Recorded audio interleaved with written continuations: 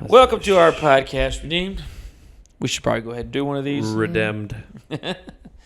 We've been talking about sleep habits. Yeah. So It's a crutch. It's a crap. You don't need sleep. I disagree. I do think it kind of goes along strongly. with our plague we're talking about It does. tonight. You know, the plague of darkness. Yeah. Yeah, some of them didn't want to sleep. It kind of reminds me of maybe like living in Alaska during the winter. Yeah. You know what I'm Yeah. saying? It's like, do I go to bed? Do I go to the grocery store? Does anyone know what time it is? Especially there, they were telling time off sundial. Yeah, but that wasn't working very well. Nah. Ain't no such thing as a moon dial. Yeah. Just saying. Yeah. Was there a moon? Don't think so. Plague of darkness. Yes, They and that is darkness. described that pretty clearly. So, yeah, I'm going to go ahead and say the circadian rhythm was thrown all the way off. Oh, Yeah. yeah, totally. And it was not only dark, it was like dark. Red illume. Total darkness. Stretch out your hand towards the sky so the darkness spreads over Egypt. Darkness that can be felt. Spooky. That can- is dark. I can only remember one or two times in my life where I've been in that kind of darkness, where it felt like it was just engulfing you. You know what I'm saying? Oh, yeah, no. It's like- middle of the Mojave Desert in the middle of February. It's that's one of the darkest places I've ever been in my life. You couldn't see your hand in front of your face. Mm-hmm. Like, I'm pretty sure it's there. Sneaking into a deer blind a couple times. Yeah. I was like, Yep. we were trying to sneak in. It's like, I don't know where we're going. I think this is the right way. And of course, you know, when you're out there in the woods, you're thinking, I hope there's not a bear around because he's probably can see me He before I can see a lot Yeah. better than I can right now. and he's bigger and faster. So, so this one, you know, always kind of just, I find it interesting. Yeah. Of course, once again, Moses, or not Moses, God is poking fun at the Egyptian god, the sun god. They had their mighty sun god. Sun god He wasn't Ra. doing He too wasn't great. so mighty now. Nope. Yeah.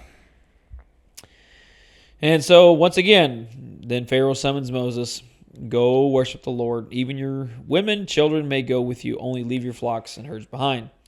But Moses says, you must allow us to have sacrifices and burnt offerings to present the Lord our God. Our livestock must go with us. Of course, this didn't settle too well with Mr. Pharaoh, Nope. and his heart is hardened once again. Oh, excuse me. Yes, it was. But the Lord hardened it this time. Yes. I think it's important to say that because sometimes we have Pharaoh hardening his heart, and sometimes we have the Lord hardening his heart. Yeah. This time it was the Lord. Agreed. And he was not willing to let them go. And Pharaoh said to Moses, get out of my sight. Make sure you do not appear before me again. The day you see my face, you will die. Yeah, I like Moses' response because I kind of picture it. He had some sarcasm to him. Oh, yeah, I think so. And he said, Like Pharaoh freaking out right now in Uh-huh. front of him. just Yeah. as you say, I will never appear before you again. Yeah. Peace out. And then just walks away. Yeah. Yeah. You got it. You Oh, got I- it, boss. Oh, he probably strutted. Uh-huh. Yeah, you. I would have liked. You think I want to be here? Yeah. You don't understand how hard I tried to get out of this, Pharaoh. Yeah. Yeah. Why do you think my brother's here? I drug him into this. But darkness can, but also darkness has a way of changing your outlook on things too. Here in Washington, and most other places, it gets dark earlier in the winter. Yep. Uh-huh. But it seems like in Washington, it gets a little It's like 4 darker. A o'clock. little, yeah. Yeah. It's early. It's dark. And after a while, like if you're working a 12-hour shift like I do, you leave in the dark and come home in the dark. And I'm telling you what, Gets old. that gets a little low. It starts to kind of wear on your outlook on things. On you your know what I'm psyche. saying? Yeah. It's like, is there such a thing as a sun? I did see the sun today. Somebody left the door open at work so I could see out. Little And sliver then of they sunlight. slammed it shut. Yep. It's okay. I wanted it. It was too cold to have it open, so I'm glad they shut it. So cold. And that sucker creates like a wind tunnel. Oh, Everyone's yelling, "Close the Yeah. door!" yeah. So anyway, I mean, I understand this darkness and how this was a pretty impressive plague. You know what I'm saying? And now we're getting down to the end as well. The next plague is probably the most major of the plagues, I would say. Yeah.